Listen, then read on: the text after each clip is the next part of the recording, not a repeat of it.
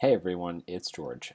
Just a quick heads up, no brand new episode this week, but what we're doing instead is re-releasing an episode that we did a couple of years ago. We re-released it once before, so if you've been around, you've probably heard it. If you've been around since we've switched platforms about a year ago to Podbean, you may not have because we lost some episodes there.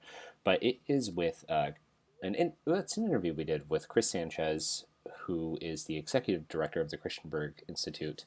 And I'll get into that in a second. But basically, Don got to know him through Dust when he planted that in Blacksburg, Virginia. Chris moved down. There's some great interaction with that and about the discipleship process, and we talk quite a bit about race in this one. And with everything that's going on, it just seems like it's a good time to re-listen to this episode because Chris brings a lot to the conversation. So the Christianberg Industrial Institute was the first black high school in Southwest Virginia.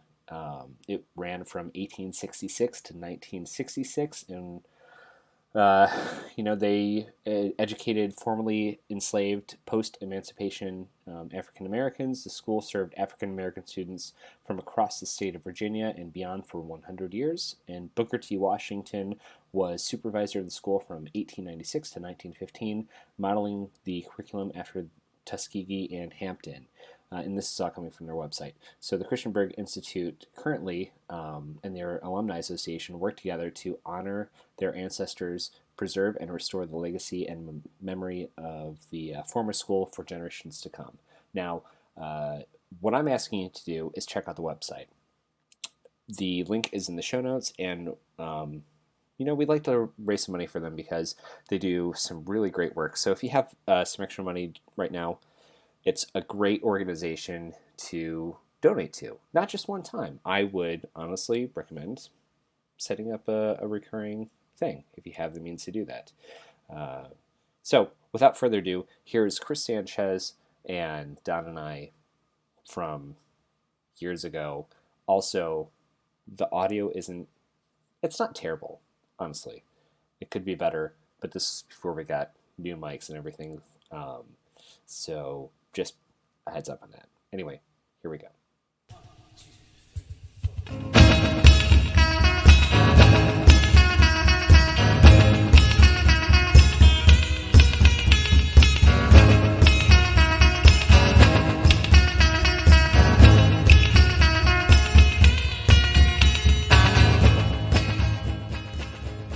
Hello and welcome to Evangel Bros, your podcast about discipleship, historical and cultural context, and biblical literacy. I'm your co-host, George Benson. I'm your other co-host, Don Sheever. And today we have a little bit of a treat for everyone. Yes, that's kind of a drum roll for Mr. Chris Sanchez. Chris, what's up, Chris? Say hi. Hey, hello. Now, Chris, you've been a disciple of Don's for quite a while. You are in Blacksburg, Virginia. Tell us a little bit about yourself. How did you meet Don? How did you get mixed in with him? And kind of what it is about not just Don, but what he's introduced and kind of reshaped in your life. And yeah, just go from there. Yeah. So, my goodness, time moves very quickly. I had met Don years ago when he was still pastoring at New Harvest Covenant Church. My dad, so I was living in Metro Detroit area in Michigan, and my dad was a guest, preacher at Don's church. So I went with him, I went with him to travel to Ohio and attended a service where, my father spoke, and afterwards I anticipated having a lunch with the pastor of the church, and my Fun dad, times. thankfully Don approached us and said, hey, if you guys get lunch, are you guys cool if Chris and I kind of chat? And I was thankful for that offer. And so, I sat down with Don and we just rapped, back and forth around issues of theology and race and philosophy, and really maintained a friendship from that point, moving forward. And Don had, I'm not sure exactly how long after, but had moved to Blacksburg, Virginia. His wife, Tana, was doing her PhD work at Virginia Tech. And they had moved to Blacksburg, and Don hit me up and was like, yo, would you want to move to Blacksburg, Virginia, and help me and help this team that he had already had, disciples he had already had established here in Blacksburg, launch this church? And I prayed about it. I had always wanted to be intentionally and intensively discipled. And this was, a perfect opportunity. So I said yes. And I moved here, my goodness, almost 4 years ago from Metro Detroit. I was living in more or less Don and Tana's closet in their apartment for about You were a like month. Harry Potter. Yeah, for about a month. And then when Dust Covenant at that point, which the name has shifted, got their first building. I moved into the building, and some other disciples, we all lived together there. And that was the beginning of, the formal ministry and discipleship with Don. All right. So how has discipleship just kind of shaped your worldview? Like, where were you before? Since you said that you are the son of a pastor, so I imagine growing up in the church was an experience for you in that aspect. So what's changed since you? Yeah. No, it's a good question. Everything has changed. So I'm a pastor's kid. I'm also adopted. So I was raised in a mostly white family, in mostly all white church settings. And while my childhood experience in the church was mostly healthy and fantastic, which I'm thankful for, the older I got and the more I recognized the importance of race and identity, I had a lot of questions about those things. And oftentimes prior to discipleship with Don and being at Dust Covenant, I was doing ministry, youth ministry at a different covenant church in Michigan. And questions of race were often purposefully, it seemed, avoided. There was a lot of discomfort around navigating these discussions of race. And simultaneously, I had experienced racism from my peers within the church. So it was a very confusing and difficult time. But, in growing in my faith and in discipleship with Don, a lot of really beautiful and powerful things began to happen. To begin with, for the first time ever, I was introduced to Dr. James Cone, who is the architect of Black liberation theology. Oh, yeah. And so I was like 24, 25, and, growing up like in the church as a PK, the only voice of color from within theological scholarship that was ever discussed in church was Dr. King, of course. We didn't get to know all of these voices of color that exist within scholarship. And quickly my exposure to James Cone grew. The church, we were at Dust, we were doing a book study on one of his just powerful works, The Cross and the Lynching Tree. Oh my God. We were doing this, around the times of the shooting deaths of Trayvon Martin and Michael Brown and Tamir Rice, Dylan Roof, the AME congregant members he had murdered in South Carolina. And I just, I began to make connections in discipleship and in my study of the importance between understanding the gospel message as being intimately interwoven into the plight of the oppressed. And in my community, the history of African Americans in this country has begun with oppression. So discipleship from that standpoint of identity and race was extraordinarily impactful. Also just biblical literacy, right? Like quickly, and anyone who's been discipled by Don, I imagine you've gone through this, you're asked a series of questions that seem to be elementary that you think you know the answer to. And quickly you discover, my goodness, I can't support this really in the text. Yeah. And it just fundamentally rocked my world. And so from the biblical literacy standpoint to, like political activism and race and identity in the text, like all these things just began to blossom throughout my discipleship time with Don. And it was just a powerful moment. And not just for me, but for the church as well. The church, we were journeying together in this discussion of racial justice, human sexuality, gender equality. And it was a powerful time. Yeah, I mean, it sounds like it. I can definitely relate to you on with the last that you were talking about the biblical literacy and Yeah, yeah, yeah, the yeah. questions that rocked your world. I was a pastor at the time when it's actually a pastor at New Harvest, or went to go to work at New Harvest after Don started asking me Okay. about things that I thought I knew I was talking about, but had no idea. Hmm. It was super arrogant and just Yeah. it wrecked me. Still Yep. wrecks me. So okay, so you're still in Blacksburg. I am. Okay. What have you been doing? Because Don moved back. Don, how long ago did you move back to Toledo? I guess it's been almost 2 years now. Okay, Yeah, about 2 years. that's crazy. So what have you been doing since Don moved, Chris? How have you been keeping up with discipleship and because I live in Grand Rapids and I do it over the internet with Don, and Yeah. it's not as easy as it used to be when it was in person. We could go grab coffee or a beer and talk pretty much any time. So now it's Yeah. touch, but yeah. Yeah. So, post Dust, Blacksburg, Blacksburg itself is a very transient community. You have Virginia Tech. So that was a difficulty we faced in planting the church in Blacksburg, was that we had, we'd go through these like spurts of having like a really strong, like robust community. And then a year folks are graduating and they're transitioning out of Blacksburg. And that happened a lot with Dust Covenant. And then it happened when Don and Tana moved back to Ohio. So, I continued my study, and Don and I, we keep in touch pretty frequently. But I began to really focus on more so on like the racial component in theology.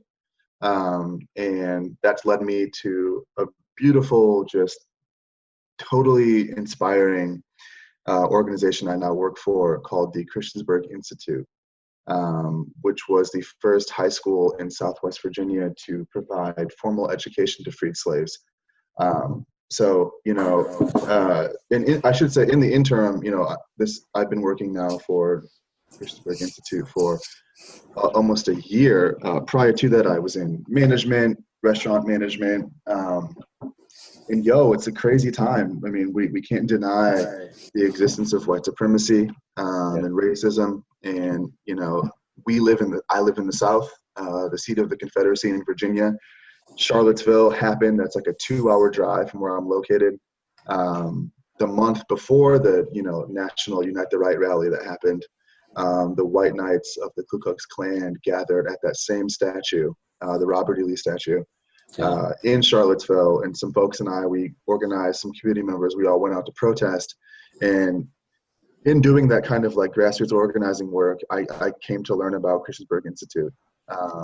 And I'm now a community organizer for Christiansburg Institute. And, I'm working with the alumni of the school who are like still here fighting for that preservation of their history and develop it into the future. So yeah, and a lot of the principles that I've learned in discipleship and how to have discourse with hospitality and how to honor folks while also keeping folks accountable has just been invaluable. Yeah, yeah, it sounds like it. So man, there's so many places to go right now. You've just thrown out a lot, which, I think, it goes without saying, we're definitely going to have you on a couple more times because it's just nice hearing from other disciples of none. Yeah, likewise.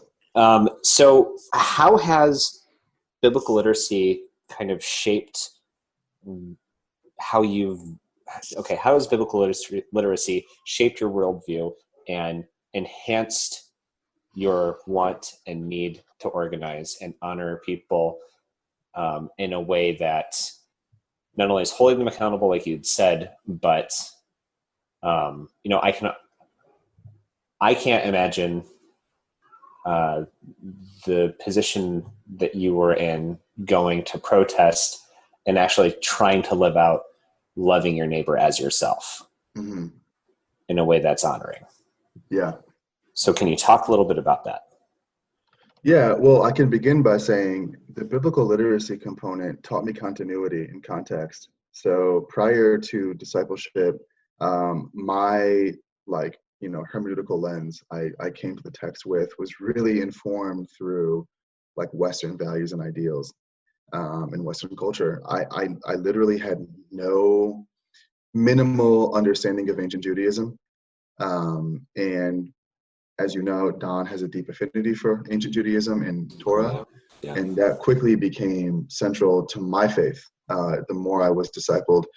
And that fundamentally shifted the way I understood the text as being primarily addressed to a marginalized or oppressed people. And that continuity is important. And I apply that now in my organizing work. For example, Christiansburg Institute, being the first high school in Southwest Virginia to educate emancipated slaves, we have to remember that the alumni are still alive and they're still here. And not only are they still here, but the government bodies that took part in the destruction of the school are still here. And I work closely with folks. And so keeping folks accountable to the continuity of that history and recognizing an injustice while also working to build, bridges and structures of accountability is really, really, really important. And regarding the Klan rally, I had never actually seen a hooded Klansman in my life. I've only seen, in person. I've only seen, photographs or documentaries. I had never actually seen Klansmen. And I should say there were 24-ish Klansmen, and there were over 1,000 protesters there. So Wow. they were. I mean, it was a powerful space to be in. And so while I was there, I'm literally watching white knights like march right by me, within 5 feet of me, open carrying AR-15s, open carrying handguns, Confederate flags. Lord have mercy. I mean, right, before me. And we talk about protesting and direct action organizing, and that can look very different for each community, and I have a lot of respect for that. And while we really just yelled at these Klansmen, it was therapeutic to be in that space with other Black and brown people, No doubt. just simply screaming and letting out that anger was a really powerful moment. And keeping folks accountable in that space looked like just showing up, right?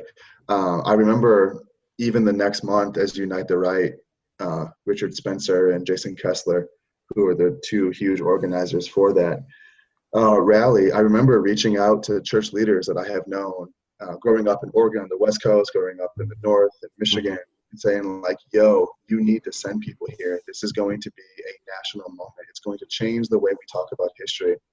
And I was disappointed that there didn't seem to be that level of urgency and recognition of the existence, and not just the existence, but the growth of white supremacy in this country. You may know Dr. Cornel West was there. He has some powerful stories of seeing, white men marching towards this church where he was located giving a sermon. And I have a friend who was an organizer there doing a lot of intel work, and he got to see some of what happened when these like white identitarians is what they call themselves, basically. They're really, no, it's wild, What? Richard. No, it's wild. And the thing is, though, what was most frustrating was we've known that white supremacy and racism is still very much alive and active. Black and brown people didn't need to be we didn't need evidence of that. We just know that. What was most frustrating was after that rally happened, all of a sudden there's this national outpour, which is understandable. I mean, but it literally took like Nazis and Klansmen in the street with guns for people to be like, oh my God, we don't live in a post-racial world. Right. Which was just, really, really difficult. Yeah. So, Chris, can I ask you a question? Yeah, of course. So, one of the values that we've often talked about is the idea of praying with your feet, and Mm, reference Heschel, Abraham mm, Heschel, who said that about joining MLK in marching. And when I think about all the people that I've had the honor and privilege of discipling, um, if I had to pick the person that I think most exemplifies praying with your feet, it would be you. And this is, to me, what you're doing with CI and with other of your community work.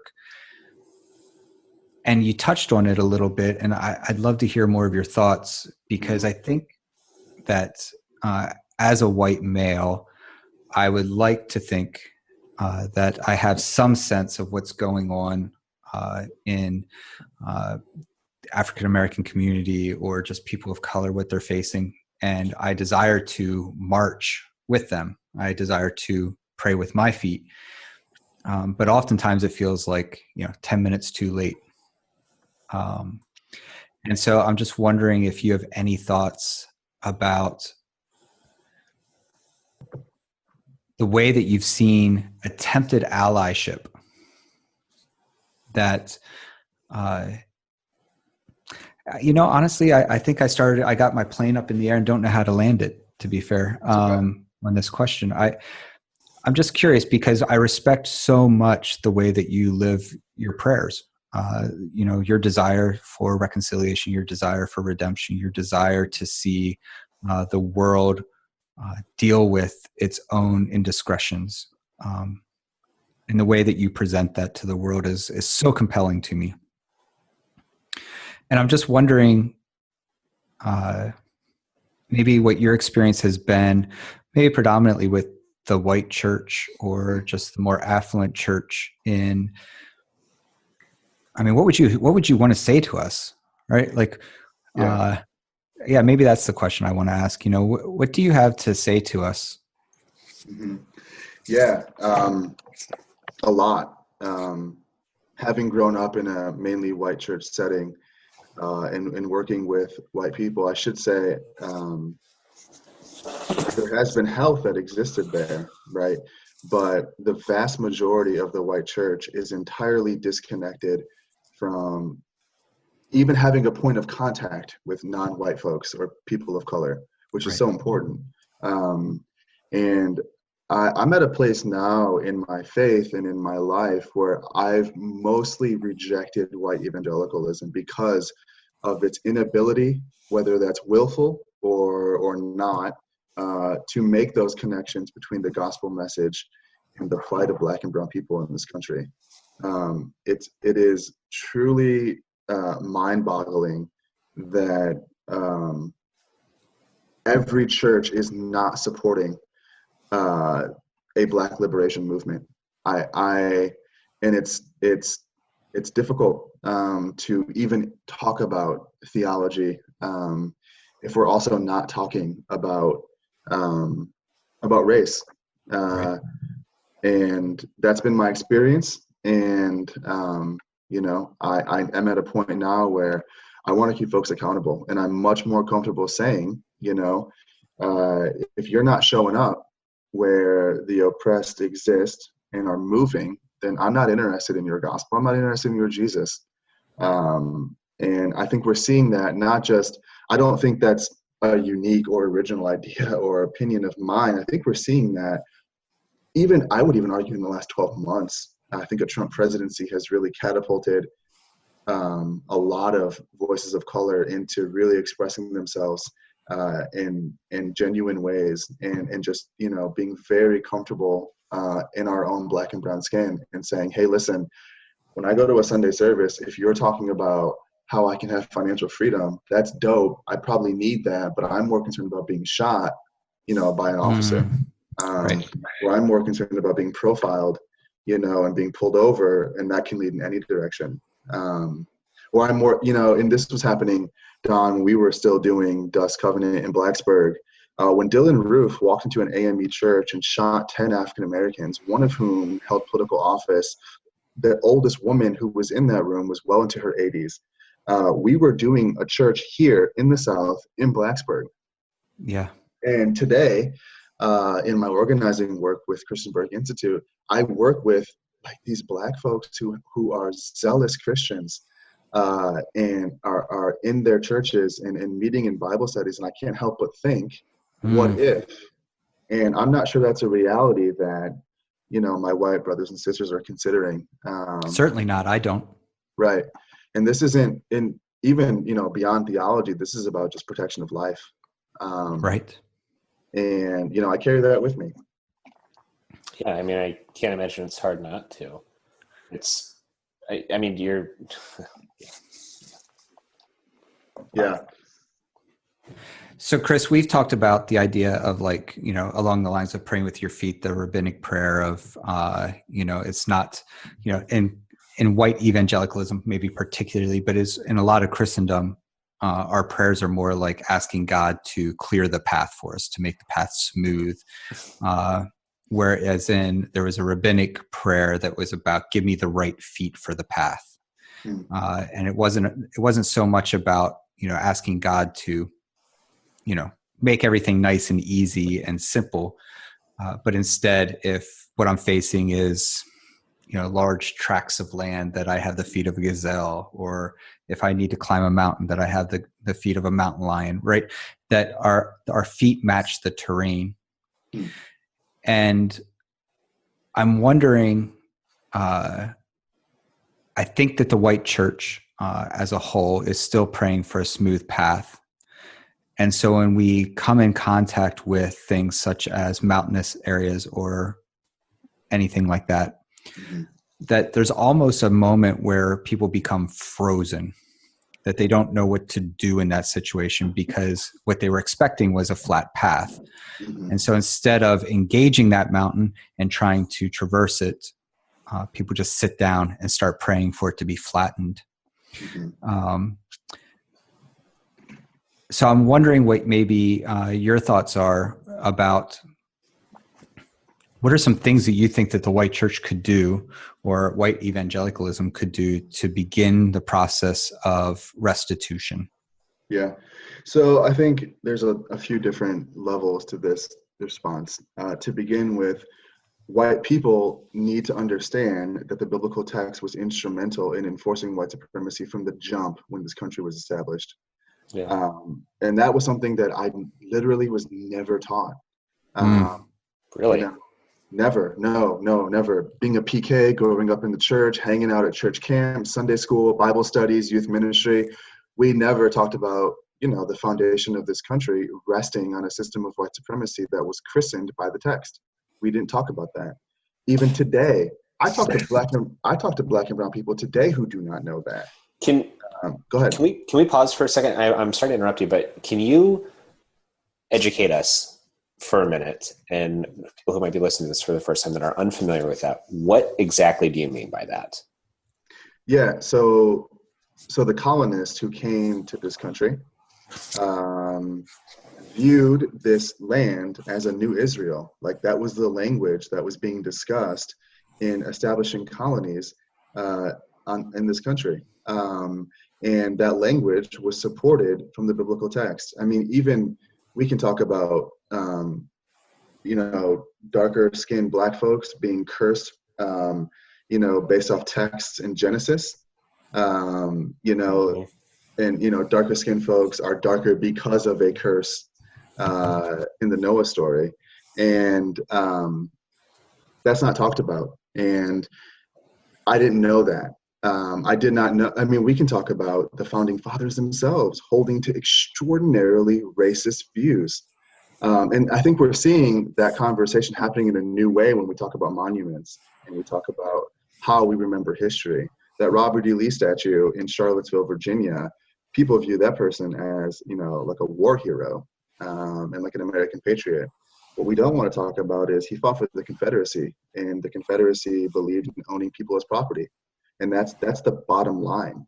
And Thomas Jefferson, owned slaves. That's a problem. And we can't just go, well, that was what was happening at that time. Right. Exactly. Yeah. that is what was happening. He took part in that. So I just had no understanding of how the Bible and Christianity was like a tool that was implemented to support a system of a racial hierarchy.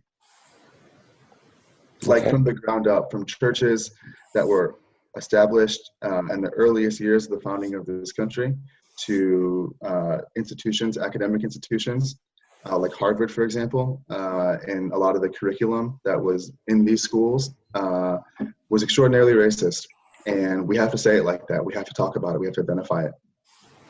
Do you think that some of the anti-Jewish / anti-Semitic readings that we do of the text are also contributive to maybe some of the white supremacy, the white bad theology that exists? Because the replacement theology idea of the church replacing Israel, therefore the Romans in a lot of ways replacing Israel. Mm-hmm. How much do you think, if any, that influences maybe some of the ways in which we engage the text and maybe gives us a free pass to ignore the fact that the Bible was written to an oppressed people? Hey, Chris, before we start, Don, can you just dive a little bit deeper real quick in the anti-Semitic, anti-Jewish reading of the text, so that anybody listening to this for the first time that's not aware that that's something they might hear every week? Sure. So most of the way that the Bible is taught on Sunday mornings is anti-Jewish at best, anti-Semitic at worst. And what I mean by that is there's a perspective that in some way Jesus and Paul, maybe more so, were against Judaism, and that the Jews killed Jesus. Although, as we discussed a couple weeks ago during the Easter podcast, it was not the Jews that killed Jesus. And this idea that, just listen, pay attention in your Sundays at your church. And if your pastor ever mentions Pharisee as if it's a bad word, then that's anti-Jewish, because Pharisees in and of themselves were not bad people. In fact, Jesus most likely was a Pharisee. Paul, standing in front of the Sanhedrin, declares himself to be a Pharisee of Pharisees. And so Pharisees are not negative, yet we hear people refer to people they don't like as a Pharisee or what have you, and that is dripping in anti-Jewish sentiment. That's just one example. I could go on for hours, but we don't have that kind of time. Thank you very much. Sorry to interrupt, Chris. Go ahead. Don, can you just quickly rephrase the question? I was afraid you were going to ask me that. I'm not sure that I know what the question is anymore. Yeah, well, you talked about kind of like an anti-Semitic reading of the text. How does that inform some of our discourse around racial justice and race today? Correct. Yeah, so thank you for having a better memory than me. So my question, I guess, is, do you think in some way the fact that we've allowed an anti-Jewish at best, anti-Semitic at worst pulpit reading of Scripture has emboldened us to then carry that same kind of racial superiority further or onward to today, where the affluent church, the white church, can continue to teach in that type of way, but replace Pharisee with thugs, or replace Pharisee with, I don't even know, or, I can't really think of anything off the top of my head. It's not really part of my regular vernacular. So, I got you. Yeah, that's a big question, and I think I understand, most of what you're asking, and I hope this is helpful. I think this is where power and power structure is really important to talk about, because Christians in the West or in the U.S., when we approach the Scripture, most often, I would argue, with room for nuance, we're approaching it from a position of power, simply as being American citizens. And I think that does inform maybe the way we understand those who we don't perceive to have power, or even those who aren't. I mean, this is an interesting conversation, right? Because I think even now, as we're seeing this ridiculous talk coming from the White House about building a wall and immigrants, and we have ICE very active, deporting people back to their countries. When you said Pharisee in replacement of thug, my connection was Pharisee in replacement or immigrant, right, or alien or Yeah. foreign. Mm-hmm. And how does that inform the way we recognize the value in folks that are in our midst? Is that helpful at all? Is that? Yeah, I think so. I mean, I it's such a big question, like you said. So a couple weeks ago, and I think you and I actually talked about this briefly too, Chris.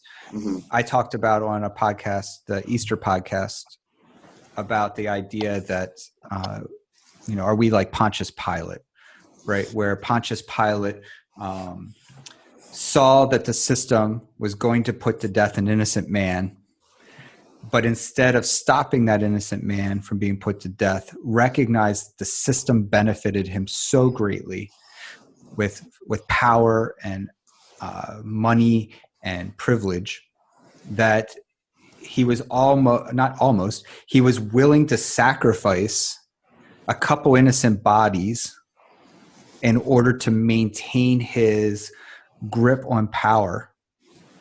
And I'm wondering how much of that has snuck into the way we do theology as well, Mm-hmm. right? Not just the systems of like incarceration, not just the systems of, officer brutality, Mm-hmm. but also the systems of theology, right? So Tana, my spouse, and I were talking the other day in the car, and I said, she said something, and she didn't put a disclaimer before. I was like, so you're saying white, whatever. And I was thinking about that. And I think you and I had a conversation one time, Chris, is that when it says theology, what it really means is white theology, because if it was anything other than white theology, it would give a disclaimer.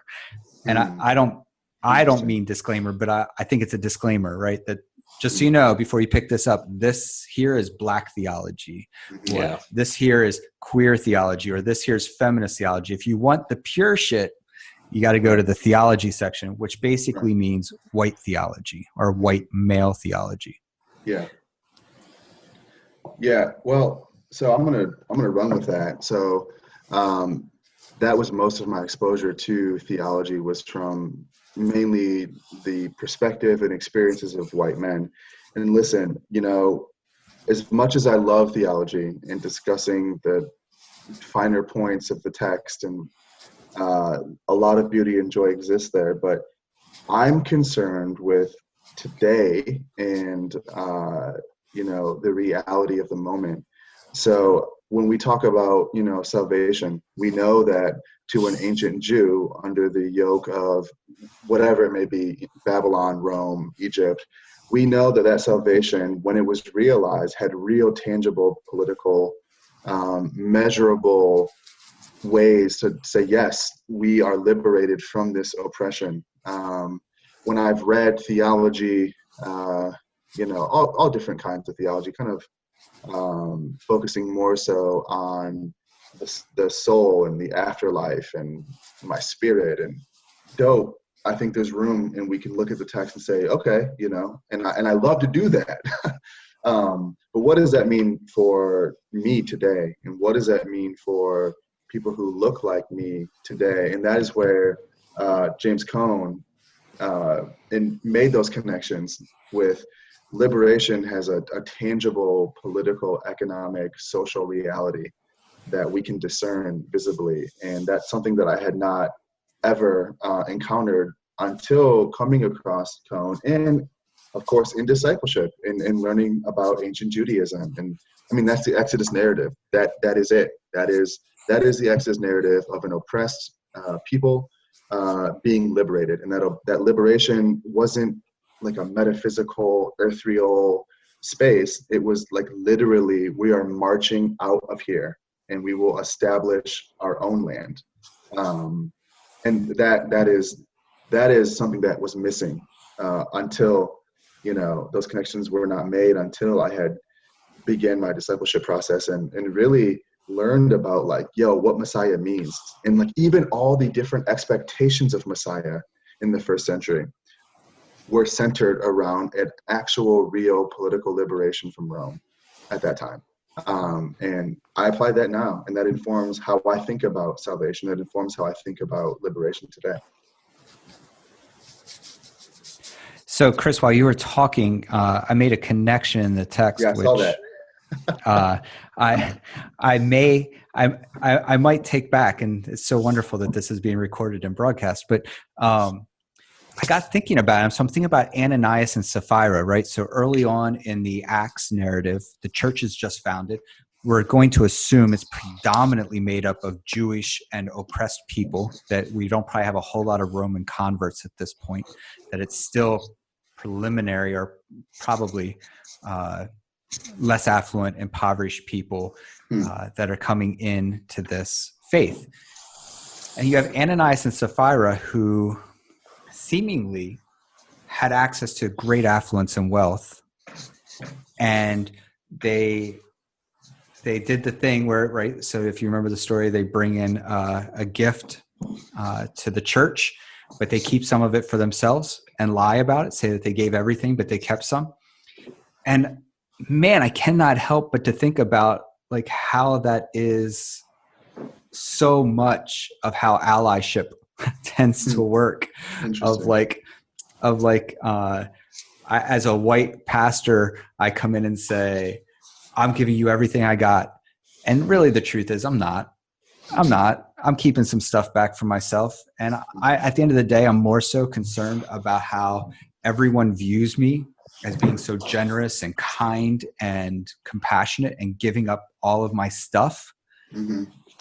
And really at the end of the day, I was keeping a bunch of stuff for myself and trying to get the glory that I shouldn't have deserved. And it just strikes me listening to you talk how embarrassing it is of how often we want to, as white, as the white faith community,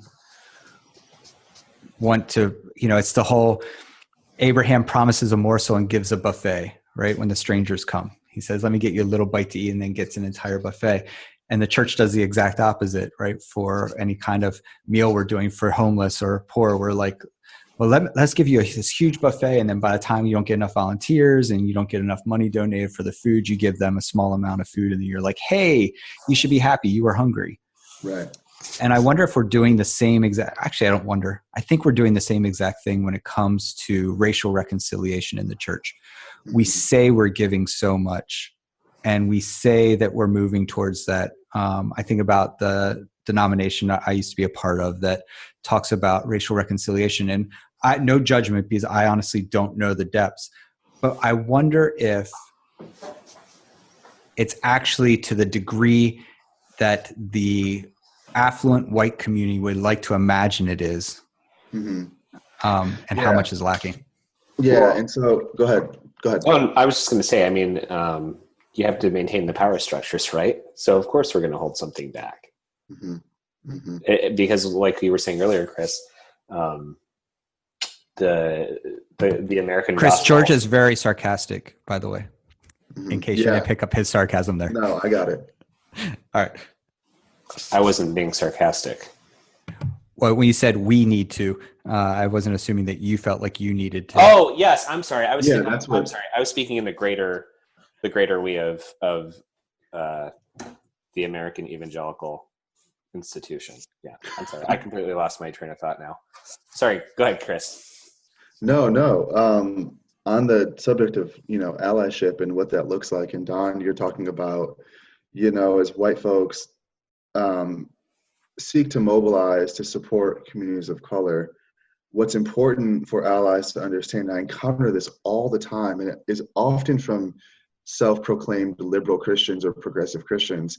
It's like, and this is me speaking to like one of these theoretical Christians, right? Like, you don't get to determine what liberation looks like for my community. You do not get to determine if my methods of protest or my methods of organizing are palatable Preach. that's a huge, huge, huge problem. I remember when I was having a discussion. I was at this really great conference, and it was a really diverse group of people. And we were having dinner, and I was speaking with a woman who was from the West Coast. She's an artist in California, and she was talking about a lot of this discussion around monuments and the Confederacy, and a lot of hate speech disguised as well. This is free speech. And I was speaking with her, and I told her how I attended a Klan rally to protest, and she said, I'm so thankful that we have people like you who are doing that, which was extraordinarily condescending. And then went on to say that, but everyone has a right to speak. And she viewed herself as a healthy ally. And as I was listening, and I told her this as I was listening, I said, listen, when we're talking about, in this case, the Klan, for my community, this group of people, which are nothing short of terrorists, have done enormous violence and injury, spanning decades. And in her view, she was so progressive that she wanted to protect the free speech of everyone, when I'm looking at her saying, that dude in that hood historically could have lynched someone who looked like me. And do you even know what lynching was and what that meant, even beyond the actual method of lynching, but the psychology and the presentation of a body lynched in public and what that would signal to that community of folks. And it's extremely important. And we're seeing this with Colin Kaepernick as he was taking a knee, getting pushback directly from the White House, and also from a lot of folks across the country saying, well, he shouldn't use that platform to protest. That's inappropriate. He's disrespecting the flag. That is absurd. And that is a fundamental problem with the discourse, is that white people still want to maintain their power as we leverage these discussions. And allyship would look like taking the posture of a student going, maybe I'm wrong. I'd like to listen. Okay. You don't get that a lot, though. What we hear a lot is, well, I'd rather they don't riot. I'd rather they don't protest in the streets. There's got to be a better way to do it. And, allyship, that's not allyship. That's just another means of monopolizing power. I couldn't agree more, Chris.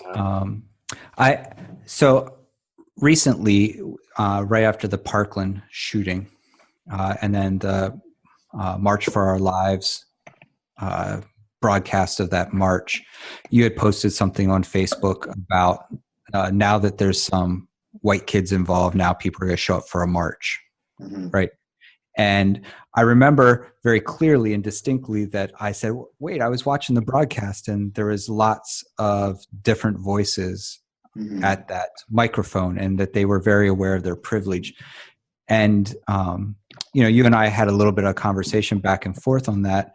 And I quickly, as someone who would like to think that I'm a healthy ally, I realized by the end of that conversation, man, I was the fragile white guy who was like, man, come on, right? And that's hard. And when I say that's hard, I'm not saying that's hard in comparison. I'm saying it's hard to process for myself as someone who desires so much to be a healthy ally, that it's so easy to forget my lane and step out of it. And I think I sent you a message saying I can either delete those posts or I can leave them there as a monument of my embarrassment. I think they're still there. But one, I just want to say, first of all, I just respect the way that you have always been very gracious to me and the other people I have seen you interact with. And I'd say those who are genuinely interested in understanding. But I'd also say I've been so appreciative of just your absolute honesty and calling what is wrong. And I think that has been such a gift to me, that when I think about all the things that I got to experience during your discipleship time, the things that you shaped in me, I am so blessed and grateful for. And just so I wanted to express thank you and gratitude to you as well, because in so many ways you continue to teach me, and that's not your job. And I'm just very, very humbled by that. Yeah. Well, thank you, Don. And, that Facebook post I had made, I had actually shared a post out of Black Lives Matter DC that they had shared on their, public page, which was basically saying, all the white folks who did not show up to protest alongside Black Lives Matter are now showing up today for the march that was happening, the Fight for Our Lives march. And that march was necessary. I have my reservations about the organization component, but that's not important right now. I blessed that march. I think it was good. It needed to happen. My concern is that when the optics all of a sudden shift and white lives are now being lost, then I see a lot of national support rallying around, in this case, contextually, anti-gun reform, gun violence, which we should be talking about, and that's necessary. However, gun violence has been a main tool or strategy of white supremacy through the state to communities of color, from the jump. And so when Black Lives Matter was coming out and saying, hey, we're being, shot dead in the streets, unarmed, and there's no justice, and we have grieving mothers, and we're losing our fathers to mass incarceration, and gun violence is happening in our communities at the hands of law enforcement. Why are we not being supported in the way we're seeing this movement, which is good and does need to be supported? However, why is that same national outpour not being received when we're also in the streets, trying to fight for our lives? And that was the context in which I was just trying to keep folks accountable. Like, we got to have a more robust, critical analysis of gun violence that includes police brutality against Black and brown folks. And actually, we're seeing even students now in high schools in that area in Parkland, Florida, Black students are coming out saying, hey, like, yes, gun violence is a problem. These access to guns is a problem, but let's also be talking about gun violence, from the state or, from the government. And, I think we constantly have to be alert and keep folks accountable. And a lot of that for me, aside from discipleship, comes through, I don't know, I know, Don, George, have you heard of Brian Stevenson? Yes. Okay. Yeah, Brian Stevenson is doing some incredible work in Montgomery, Alabama. And I could go on and on about his work through the. He wrote the book Just Mercy. Right. Yeah, he wrote a book. We'll put that in the notes. Yeah, which I wrote a book review for, and we'll put that in the notes too. Yeah, and he historically was an attorney who defended wrongfully accused, often Black or brown folks, condemned to die on death row, and he would defend them. And he has since launched a non-for-profit, the Equal Justice Initiative, and they're building the first ever memorialization of the victims to lynching. Yeah, I think, didn't you post a link about that a couple of weeks ago? Yeah. Oh, man. Yeah, which is like crazy to think that in 2018, we're just now even talking about that. What he's done and his team has done, they've gone around the South and they've collected soil from known lynching sites, and they've written the names of the folks who were lynched on jars and put the soil in those jars. And they have this huge wall that's called the Community Remembrance Wall. And just one of the great things that they're doing. But something that I've learned through reading his work is this commitment to truth telling. And that's hard to do. And it can be unpopular.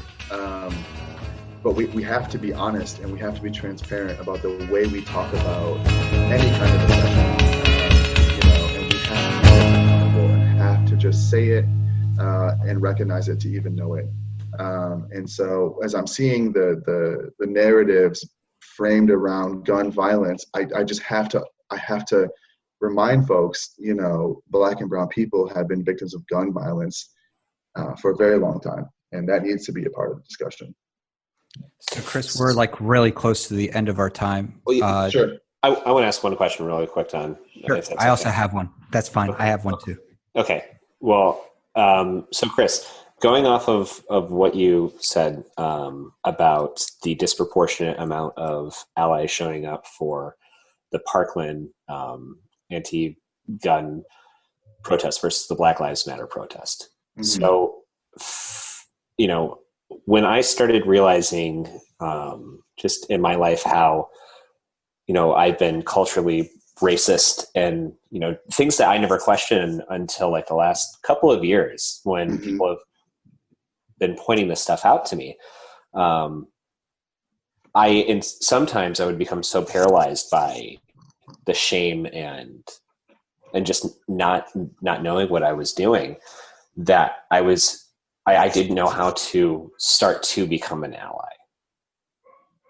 So like, what is there any advice that you can give? Like since then, is there any advice that you can give to people that might be listening to that are just for the first time hearing what you're saying and realizing, oh wait, I participate in that system.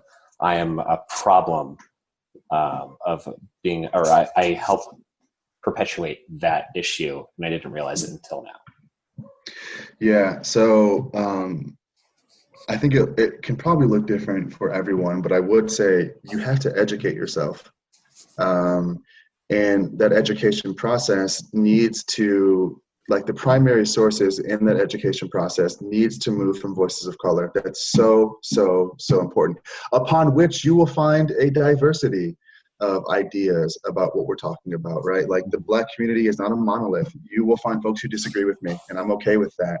But at the very least, we need to have a stronger point of contact with voices of color in, I guess, maybe in this case, theology or in organizing, but also just in our communities. I think that's a huge part of the problem. Like, I can tell pretty quickly when I meet with somebody who is white if they have points of contact with Black folks. I can tell pretty quickly just based upon the language and the framing of the conversation if this person has routine contact with folks who don't look like them or who don't share the same experiences. So I would argue it begins with education, and then also in a level of honesty. I think what you just did is like that first step in just saying like, I'm not maybe doing this well. I don't know how to do it, and I need guidance. But that level of like inquiry and that posture of a student needs to be maintained throughout the entire process of allyship, not just from the jump, but when you for example, I'll go to a meeting. I work with Surge, showing up for racial justice. I've done some work with the organization, anti-racist organization that's chapter-based nationally, and we'll be talking about a direct action initiative, protest initiative, or organizing initiative. And there will be a person in the room that might say, well, I think that's, kind of militant, or that's too extreme. And that person has to be called out right then and there. And be told, hey, listen, you don't get to decide. Going back to what we discussed, you don't get to decide how we do this. Your voice is welcome. But you gotta have that posture of a student throughout the entire process of allyship. And I'm learning that too. Like, sure, I'm a person of color, but I benefit from patriarchy. I'm a cisgendered straight dude. I benefit from that as well. And I'm learning in my own language how to like be a better ally to these communities as well. Yeah, I think it'll be really interesting as our podcast continues in following weeks and months that as we introduce some more of the intersectionality of these conversations, not just the very simple topics, because I mean, way oversimplified. If we're just talking about race, there's so much more that goes into it than just race. There's able-bodied, disability, women, etc. So Chris, if I could ask you a question before we wrap up, that would be really helpful for me to think about. Do you have hope for the white church? Like, when I say like, I mean, we're going to survive because we're like cockroaches. And so it's going to survive. But I'm saying like, when it comes to you, when it comes to this idea of being healthy in our racial reconciliation, healthy in our racial equality, equity, all of that. Yeah. Do you actually have hope in the church, in the white church? Mm-hmm. Mm-hmm.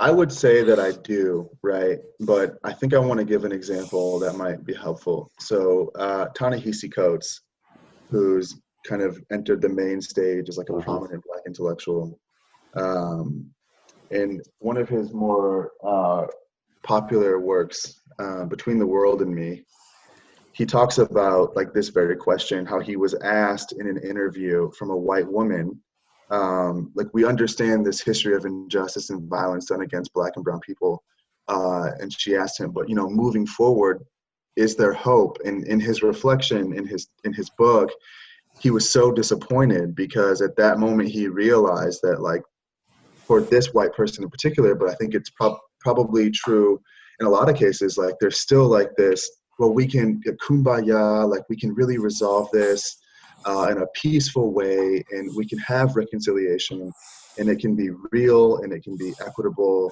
And Ta-Nehisi Coates kind of left that interview disappointed because that woman had missed the whole point, that these ideas of hope and how they're defined, while I think they need to be discussed, like, across multiple communities, it's going to look different, I think, and it's going to make folks uncomfortable. And I think the hope is white folks internalizing that, and being more comfortable with saying, I'm going to have to give up a hell of a lot of my privilege and my power and my space if hope is to be actually achieved. Yeah.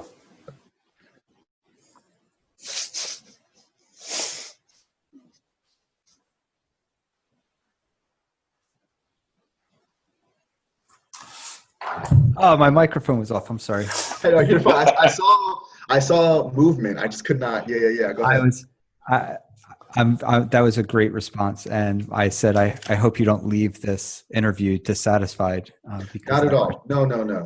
And I read that book, and that's partially why I asked the question, because I also remember that being a very poignant moment in that book. So I was so delighted. I held up the little sign and said, "I love you so much," because you made that connection to that book. But I do wonder if, I think it's interesting. I think as Christians, particularly as white Christians, our hope is a spiritual hope, right? And you mentioned it earlier that, the text and salvation and liberation is all very, very physical. And it's almost like, I think the church is talking, the white church versus non-white churches are talking two different languages, because white people will send their prayers and thoughts, and churches of color need to strap on their boots and start marching.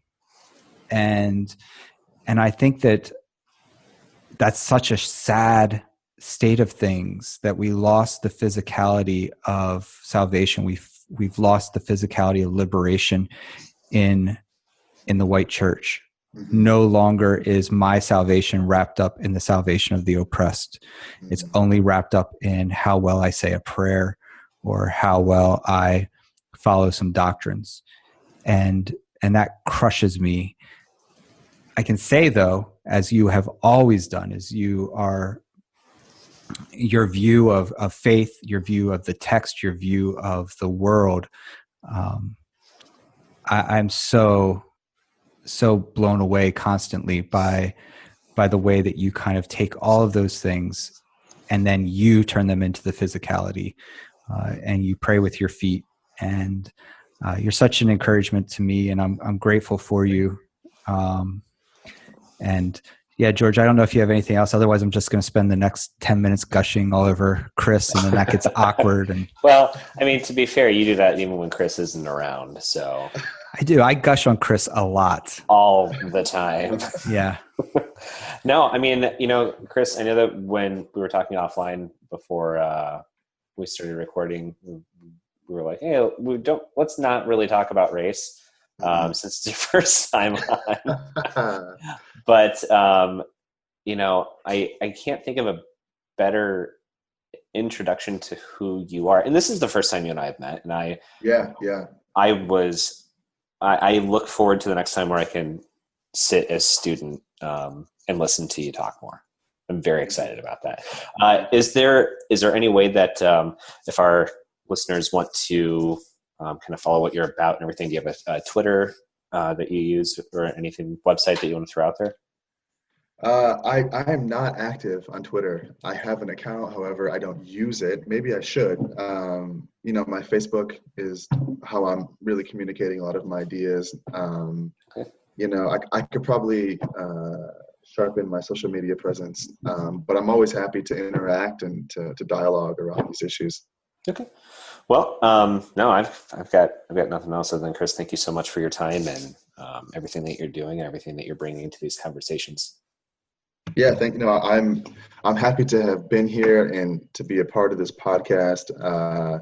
I think it's a needed space right now in evangelicalism, and that keeps me hopeful. Thanks. Thank you, Chris. Mm-hmm. Well, this has been Evangel Bros. If you have any follow-up to this podcast where you want to ask questions or help engage in this conversation, you can find us on Facebook at Facebook.com/Evangel Bros. You can find us on Twitter at Evangel Bro, or shoot us an email at evangelbros@gmail.com. I'm your co-host, George Benson. I'm your other co-host, Don Sheaver. And Chris, thanks so much for coming on, and everybody have a great week. Thank you. See ya.